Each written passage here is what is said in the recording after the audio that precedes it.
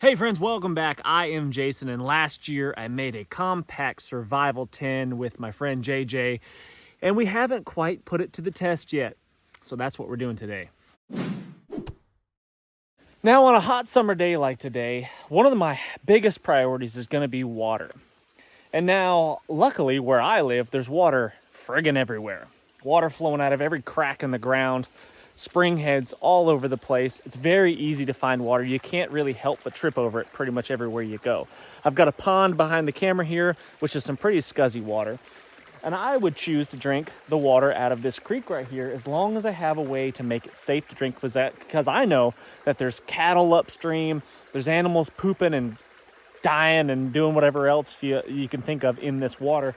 And it's probably not safe to drink as is, at least for the long run. It's probably going to make me sick. I might get away with it for a short term, for a day or two, but then it's very possible that I could get really sick and get further dehydrated unless I have a way to make my water safe to drink like I have in my survival tin here. So I don't know if you appreciate the bedazzlement as much as I do, but we added those on there, to keep it easy to find. So if we drop that in the grass, you're going to catch a little glint, a little glimmer off of there instead of a black tin. Look at that. Practical and fashionable right there. But anyway, inside of the kit, I've got right on top is an oven bag. And by the way, the basic premise of this original video was that we could buy a store-bought survival kit. And we discussed that most of them are kind of crappy. There's a whole lot of crap in there that's pretty much useless. Either inexpensive, really cheap gear that's going to fail on you, or it just doesn't really have the essentials of the stuff that you need. And fitting everything that you need into a survival tin, like an Altoid size tin like this, is really difficult. And two things come to mind specifically that make it really challenging, and that's shelter and a water container. Shelter is very difficult to store in a small, compact space such as this. I mean, if you put a Mylar blanket in there, it would fill up the entire tin.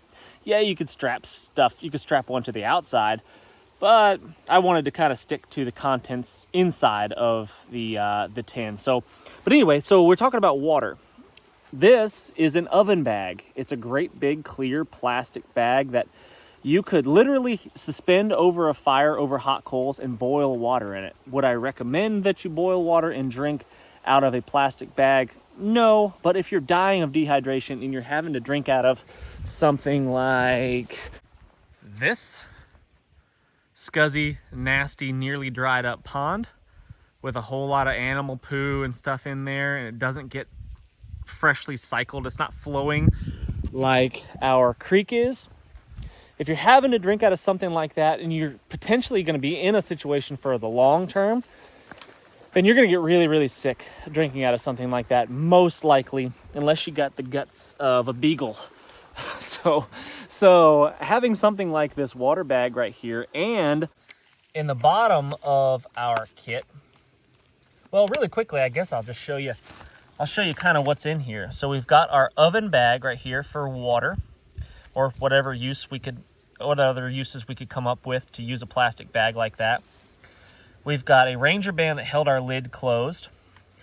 This is a mirror with a protective coating on it. I peel that off and it's a mirror, so I could use that for signaling purposes, or if I got something in my eyeball and I'm really suffering, or something stuck in my tooth, or who knows, I could use this mirror to inspect it. We've got some bank line right here. I forget what number this is, 36 perhaps, something like that. Anyway, bank line right there, which is really strong stuff and very handy for lots of purposes like shelter construction and stuff like that. You can further break it down by untwisting it, and you can get smaller strands like that and maybe even do some fishing with it. We have a bright pink Bic lighter, the Mini Bic. Now, yes, it would be nice to have the full-size Bic lighter in there, but for size reasons, for storage reasons, I just went with this small little Bic lighter. Very reliable. The most trusted way to start a fire, in my opinion. The Bic lighter is my go-to right there. Some super glue, which can be used for all sorts of things, from clothing gear repair to closing up a wound. You know, an improvised stitch right there is just some super glue. I've got two small little tinder tabs right here to help me get a fire going in wet weather conditions. If it's not wet, it's really dry like it is today, I'm not going to need anything like that. I could just use my lighter and some dry tinder that I can source, no problem. But if I'm struggling, you know, maybe I'm injured or something like that, and I'm really, really cold and it's wintertime, these tinder tabs can be a lifesaver. A small button compass right there. A very accurate means of navigation. I use these all the time. I've discussed this in other videos. A lot of people hate the button compass. You know, your navigation gurus out there are going to say your button compass is useless. It's not useless. I have used it a lot in a lot of situations for general basic direction wayfinding. Like, let's say, you know, I can kind of use the sun to figure out which way is what. Like, I know that the sun rises in the east and sets in the west, and typically in the middle of the day it's towards the south, so I can kind of make a judgment call on which direction is what. But let's say it's really, really cloudy today and I just can't use that, and I'm confused. I'm down in a valley somewhere and I just can't really see the sun, and I don't know which way is what. This is very effective at helping me find my way. If I know the river is east of me and I just need to travel in an east-ish direction, I don't have to go follow a direct, precise azimuth or anything. I can just go east-ish and then run into the river, and that gets me out of trouble. That's exactly what these button compasses are for, and a small, compact little navigational beacon such as that is really, really nice. We've got some duct tape. Everybody knows duct tape, it can fix just about anything. If I had room for WD-40, oh man, we could make the world go round with duct tape and WD-40. I've got a couple of water purification tabs right here. These tablets are really nice and a very convenient way to make your water safe from waterborne pathogens. This is enough to treat a half a gallon of water, which I think that bag I think it holds over a gallon, maybe like 2 gallons. I forget what size that is. And then a safety pin, just in case, you know, you need to secure something to something. Who knows, dig a splinter out of your hand or something, out of your foot, step on a piece of glass and need to get that out of there. Safety pin is really nice for something like that. And then in the bottom there is my ULU. This is a blade of my design, a really simple survival blade based on a long, really old design. The ULU has been used for a long, long time. And this one is just made to fit in a survival kit. Really small and thin. 1/8 inch steel right there. And a razor sharp Scandi grind on there. This thing will do all the slicing that you need. Would I prefer a knife with a handle? Would I prefer a knife like this one right here with a handle on it? Yes, absolutely. But you can't fit this very well in a survival tin. That's the whole premise behind it. Yes, I definitely would prefer a knife with a substantial sized handle on there, but it just won't fit in a small compact survival kit as easily. And then you could talk about all your little folders or razor blades and all that kind of stuff, but it's not going to be as effective as this right here. This is a real blade that you can do some beating and some pounding on and get the job done. One of the cool things about this little knife is that you can attach it to a larger stick, and you can get yourself a real chopping, like a small little makeshift tomahawk basically. And you can use the blade to get your stick. It doesn't have to be anything really substantial. It could be something fairly small. Something as small as this right here would probably be fine. Just bend it, press that ULU into it. I don't know if you saw that or not, but that just sheared it right off really easy. Just like that. And then a lot of people were questioning how you kind of work with this thing, how you handle it. And this is what I do. I kind of just pinch the blade like that. And I do push cuts, just like you would with a normal knife. Just kind of hold it slightly different.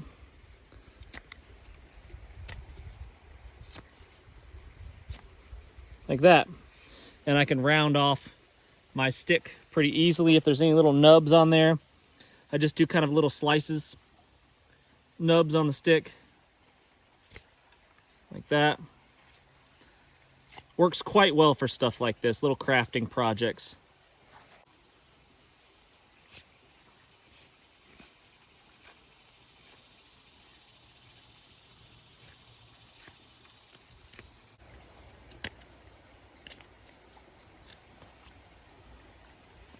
Go.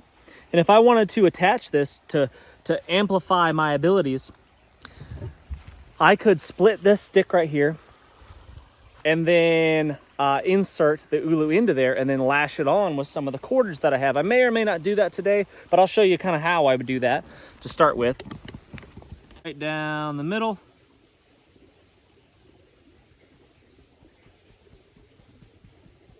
Could take another stick and tap it if you want to. But what I'll do is I'll typically just get it started like that. And then I'll just slowly start pressing in really carefully, keeping my other hand away. Don't ever do anything like that. That would be really stupid. Don't do that. Keep your hand far away from there. And I'm just kind of wiggling.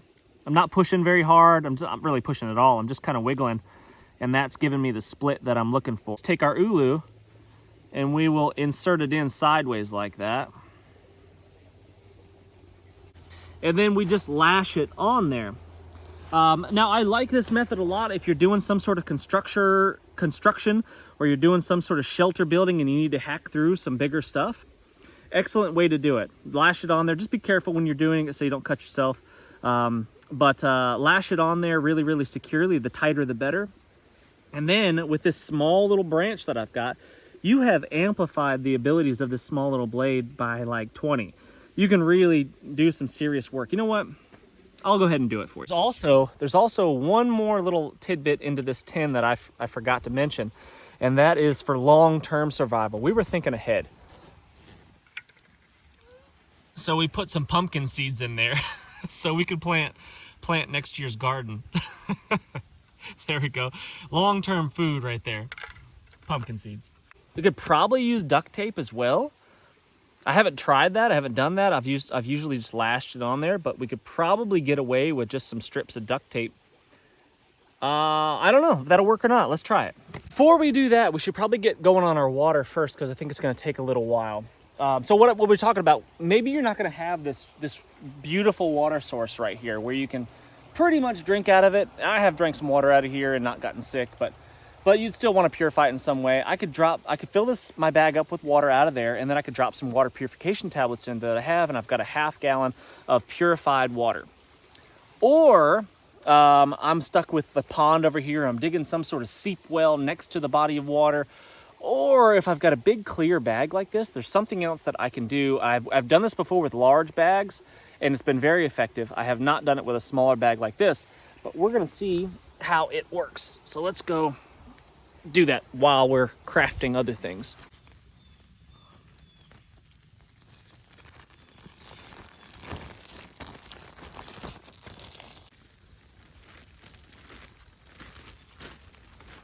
There we go.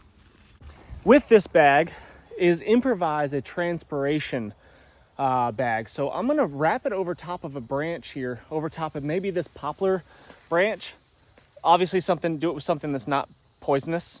Don't do it on a poison ivy vine or something. but I'm gonna wrap it over top of this poplar right here. And poplars are really good at sucking up water out of the ground.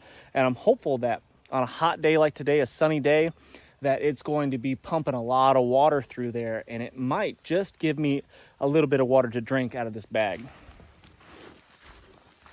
And obviously you need to have access to a sunny spot.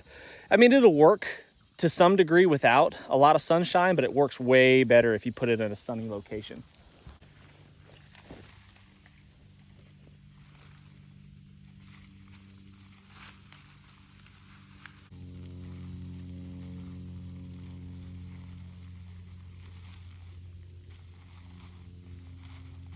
We've got our bag wrapped up, sealed up around the end of this poplar branch right here.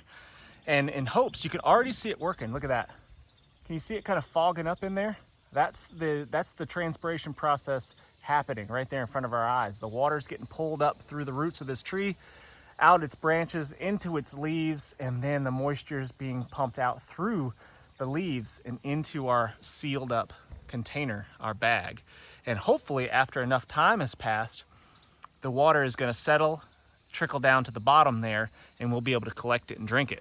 But I've gotta tie this thing down here because if I let it go, it's gonna swing back up towards the sky, and then the water might potentially drain out the open end of the bag there.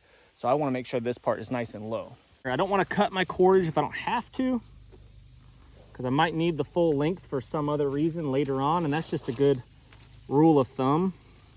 Don't cut your cord unless you got to. So I'm just gonna tie it off down here to something. And I'm gonna do that with a very simple knot. I don't even know if I'd even call this a knot. Double it up over like that. Lark's head, maybe? I think that's what this is called. Double your line up. Double it over again.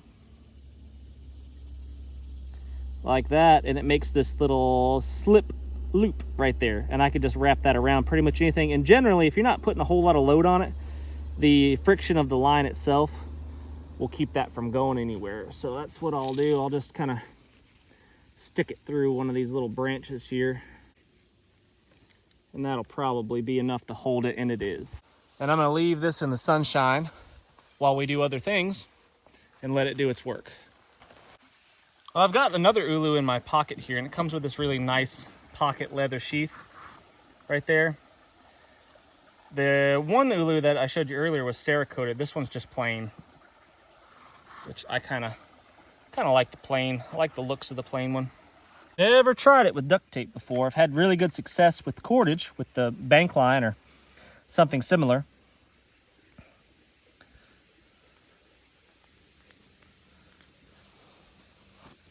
Fishing line would work, but let's use a small strip.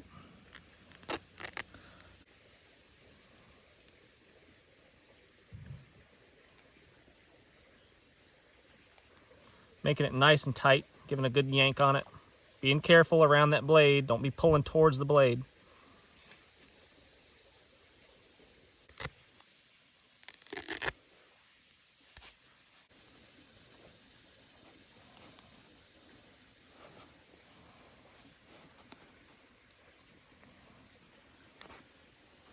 Now, I'm under no illusion that this will last forever, right, in this current shape with duct tape. But it will last long enough to get the job done. If I needed to construct some sort of shelter, I could put this to some work, and we could use this. Like I said, it will make this tool 20 times more powerful, more effective than just using it by hand like a knife. So let's go chop some stuff. Maybe I needed this larger sapling right here to construct my shelter. Let's see if I can get that to go through it.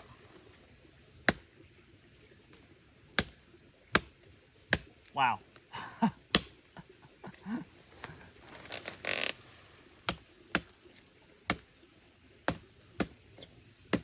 And I'm not swinging hard because it is just tape holding the thing together. But we're still in good shape. And we're through that alder very easy. I mean, with no effort whatsoever. I'm just whipping this little sapling right here that I've used as my handle. And if I needed to craft it, shape it any different, and you can still use it just like before as kind of a knife with those push cuts. Even more effectively now because you got more to hold on to. And now you've basically got a knife handle that we discussed was kind of its shortcomings before, as it doesn't have a handle, or a significant handle at least. But now we do. Give it one of these. Like that, and we're through. Tear our tape off, and then we can put it back in our survival kit. And let's say we're done using our ULU as a makeshift tomahawk. We could keep all of this tape here. I could literally do something. You could do something like this. Keep all your tape. Stick it in there like that.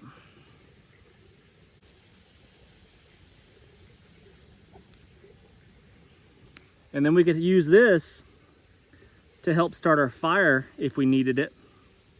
Just light that up with our lighter, stick that underneath our little fire lay, and that will help us get our fire going.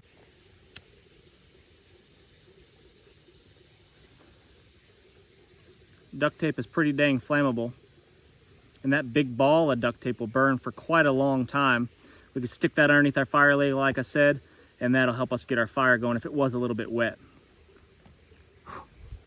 The duct tape will get the job done. It's definitely not as robust as using the cordage. If I use the bank lime, it would be much, much more effective and last a lot longer than the duct tape. The duct tape will get through chopping a few, good sized branches, saplings like that, but eventually it would probably fail on us. So the cordage is definitely the way to go. So let's look at our mirror here. Let's see how effective this little guy is. I mean, it weighs nothing. It's paper thin, literally. But let's see how effective it is at signaling. Assuming you can get out to a place where it's not completely covered by tree canopy, if you're in this right here, good luck signaling to anyone, anywhere with something like this. But assuming you can climb to some sort of hilltop where there's some sort of clearing or clearing in a field like this, and then you can get the word out, you can get the message out, that'll be extremely effective. So I'll just back off a little ways. I'll go, let's see how far we can see. That's the thing about signal mirrors, is you have to be able to see what it is that you're trying to signal to. You can't just shoot a flare up through the canopy and hope for the best. You've got to literally be able to see the thing. So I'm going to put you as far away as I can still see. And I'll stand in a sunny spot and try to signal to you. And you can let me know if you see the flash. Blue protective coating. And expose our mirror.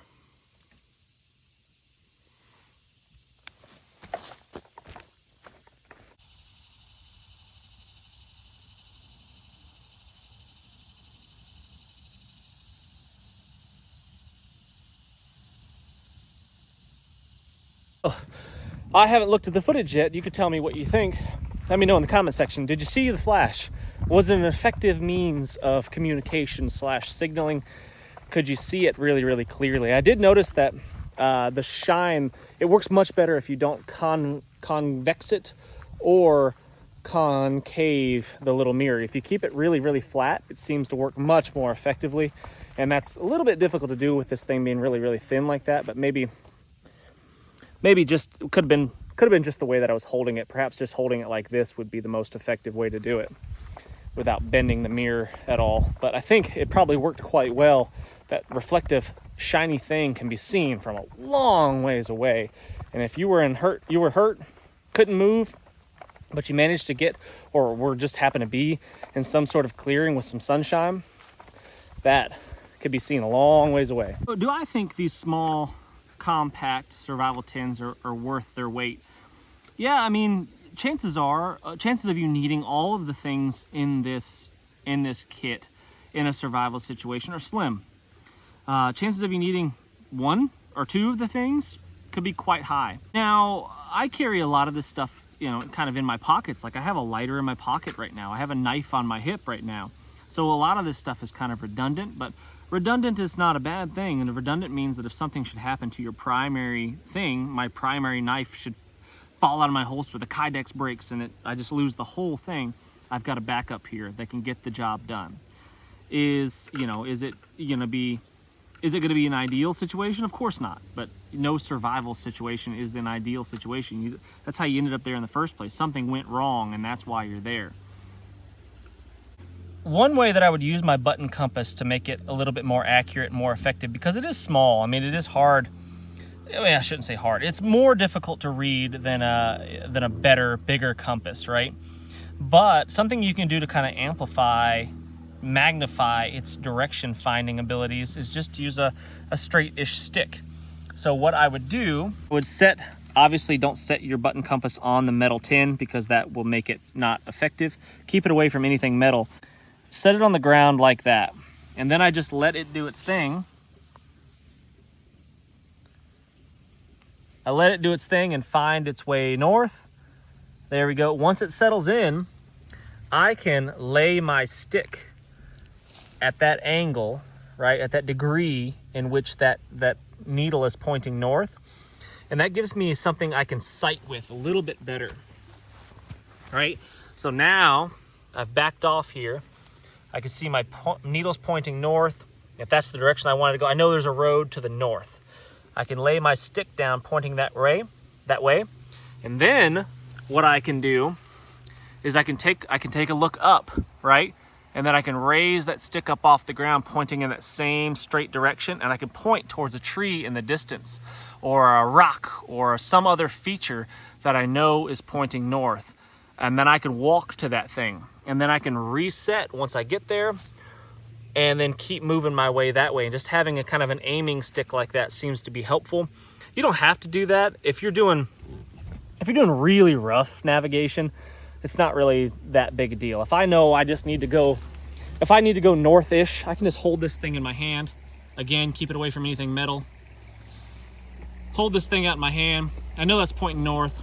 Boom, that's north. I'm just gonna keep using it to walk and keep walking in that direction. It's as simple as that. As long as you're not trying to find a tiny little needle in a haystack, it's quite effective. Do I think little tin survival kits such as this are important to have? I think so. If for no other reason, it gets you out testing some of your gear. That is value in and of itself right there. If that's all it does for you is get you out there and you want to practice and test some of this stuff out and see if it works, how it works, then do it. Like we discovered today that duct tape is not the best way to fasten a blade to a stick. I mean, I kind of expected that, but unless you go out and test these things, you won't know for sure how it's going to perform. So for that reason alone, I think that these little pocket mini survival kits, building them, crafting them, and then getting out and using them, more importantly, I think is really, really cool. And then again, you could build a kit like this. You could stick it in your cargo pocket of your pants before you head out into a hike, and you could forget about it until you need it. And then you're in business. And as long as you're covering the basics, fire, keep yourself warm with some sort of fire, water, a way to get water, a way to contain water, some sort of container, a way to purify it, make it safe to drink. That's really key, and a way to make shelter. I mean, again, carrying a shelter, carry a shelter. I always carry a poncho with me everywhere I go. That's my basic form of shelter right there. My clothing and then a poncho on top of that, and you're going to be good to go. But if you should be that real ultralight minimalist and doesn't feel like carrying something as lightweight and small as a poncho or an emergency blanket perhaps, then having a way to craft a shelter is a pretty big deal in my opinion. Fire, water, and shelter. If you can cover those three things right there, you are going to be in business, at least for the short term. That'll keep you alive for the short term. And then having a way to make repairs to your clothing or whatever. Your shoe starts to fall apart. I've had that happen on me lots of times.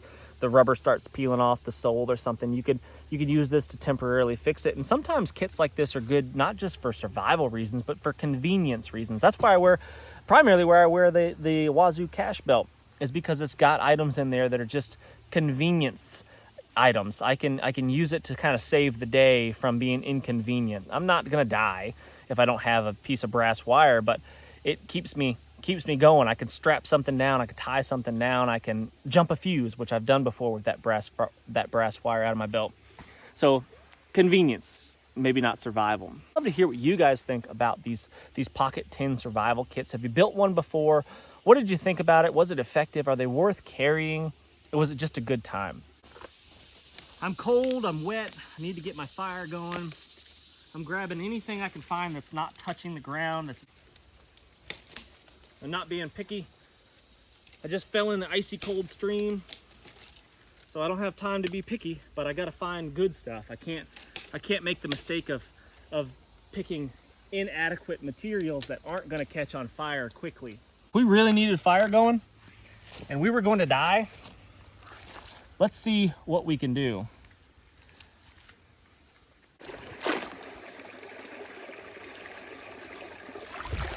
Sufficiently wet? Now it's sufficiently wet. So it's pouring down rain right now. We're struggling. Everything's wet. Doing the best we can here. We're gonna give it some shakes. Like that. I'm shivering, I'm cold, I'm miserable, life sucks. I don't think that's gonna do it. I don't think this is enough. I don't think it's gonna be effective enough. We also are gonna use our duct tape. We're gonna use our duct tape stick right there. We're gonna stick our our tinder tab in there too, like that. Maybe if we wanted to, we could use this Ranger band too. I don't know if it's going to be necessary, but if I was really concerned and this is my one chance to get a fire, maybe that's what I would do. Maybe I'd just take this like that. So we got a Ranger band, we got duct tape, we've got a tinder tab to light the whole thing on fire to get it all going. Right there. Assuming we didn't let our lighter get wet and have to dry it out. That's definitely a thing. You can definitely dry your lighters out. But let's hope that we don't have to. If we were smart enough to keep it dry. So I've got my fire lay right there. I've got some super, let's see if the super glue is flammable. I'd be willing to bet that it is, but let's find out.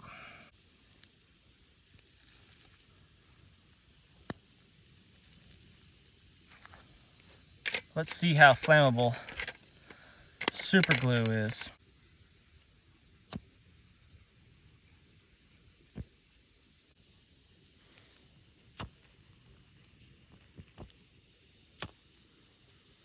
Yeah, not really. Super glue, not a very effective fire starter, and now we know. But I'll tell you what is an effective fire starter. That is a Bic lighter, a tinder tab, duct tape, and a Ranger band. If that doesn't get our fire going, we're in a lot of trouble. So quick light, barely used any of the fuel in my Bic lighter there. Put that back in its spot. And then I'm just gonna take my stick here, that was also the handle to my little tomahawk, and I'm just gonna stick that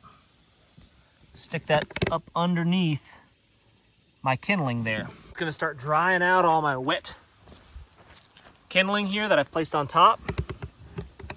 You should be able to see that a little better. I'm gonna pull this off real quick so you can see what's happening. See that? See, now that Ranger band's on fire too. Can you see it? Ranger band's burning. So I'm gonna set all my wet kindling on top of there, just like that. And I'm gonna hold it on there. And the heat from that burning rubber and stuff and the duct tape is going to slowly start drying out my wet kindling here. This is not ideal stuff. I'd like to have stuff a little bit smaller. I'd like to have stuff a lot a bit drier. But sometimes you got to work with what you've got, and if you're hurting bad, you got to do what you got to do, and you got to do it in kind of a hurry. Yes, you want to make sure that you get good stuff as dry as possible, but sometimes dry is not a thing. And if it looks like your fire is struggling, I think this one's going to go, but if it looked like your fire was struggling, take that second tinder tab, like this one, put it on a stick, maybe like that right there, and then just feed it in to where that flame is just barely surviving, and give it some more. Give it some more love. And let it keep working for you.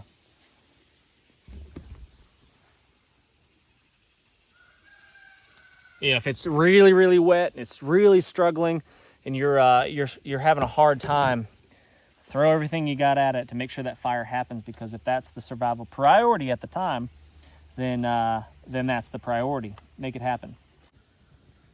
Looks like we're out of the woods now, boys. I think it's gonna catch up.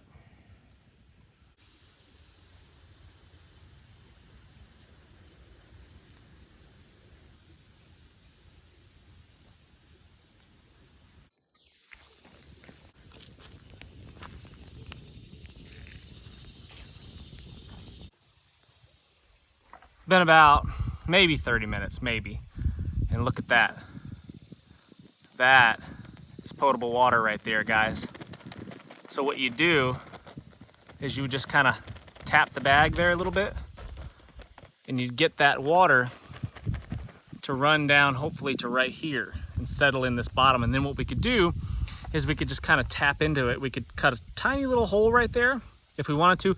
We could really, well, actually probably what I would do if I wanted to save this bag for more use later is I would just cut this whole thing off, this whole branch off, and I would take it with me. And then I would shake it, get the water down there, and then I would very carefully try to drink it out of there without making a mess, spilling it everywhere. All right, it's probably been an hour or so, give or take. And you can see we've got a little bit of accumulation down there in the bottom of our bag of high quality H2O. And if we give this bag a little tap, you can see all that condensation is gonna run down to the bottom of our bag.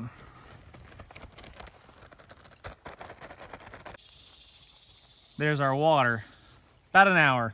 And if I kept this on here longer, you know, left it on here a couple more hours, potentially we could get a significant amount of water in there, you know, several ounces of water.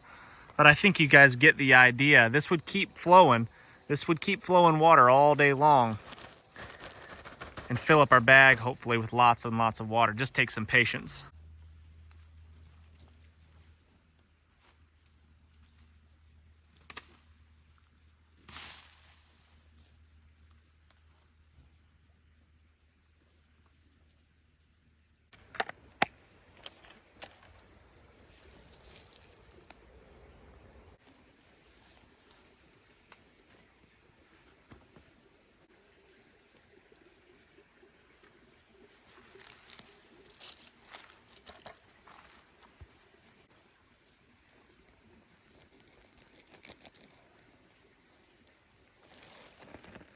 Grow, little pumpkin, grow.